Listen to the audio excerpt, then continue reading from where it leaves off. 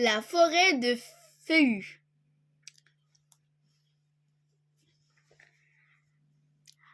La nuit dans la forêt de feuillus, les animaux s'activent de la blaireau 1 quitte son terrier, le hérisson 2 vagabonde, la chouette hulotte 3 lance son ou sonore, la salamandre tachette 4 part en chasse de sanglier 5 a déjà pris son bain la boue.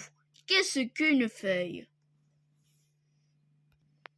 Un arbre à feuilles plates.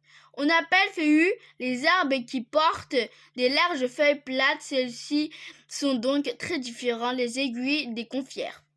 Un immense garde-manger, autrefois en Europe, en Amérique du Nord, en Extrême-Orient, des forêts de feuillus couvraient les vastes territoires. Avec le développement de l'agriculture, d'une grande partie de ces forêts ont été défrichées.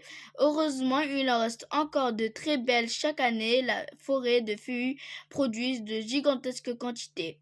Les feuilles de fruits, graines de bois, ils nourrissaient des millions d'animaux, depuis le microscopique invertébré jusqu'au mammifère le plus grand. Chênes pédonculés. Parmi les principales essences de feuillus et qui peuplent son forêt, on trouve des chênes, des châtaigniers, des hêtres, des bouleaux, des érables, des ormes, des charmes et des aulnes.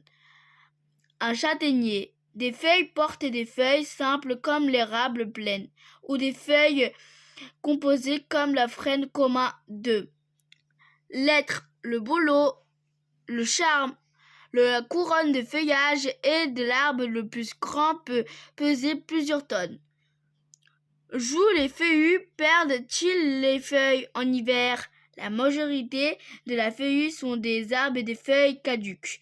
Ils sont donc nus en hiver et certains d'entre eux, comme ce chêne vert, conservant leur feuillage toute l'année. Une forêt exigence. La forêt des feuilles ne peut exister que dans des régions de climat tempéré. Elle ne supporte pas en effet ni le hiver ni très froid, ni en été excessivement chaud. En outre, et des besoins de pluie assez abondantes, distribués tout au long de l'année.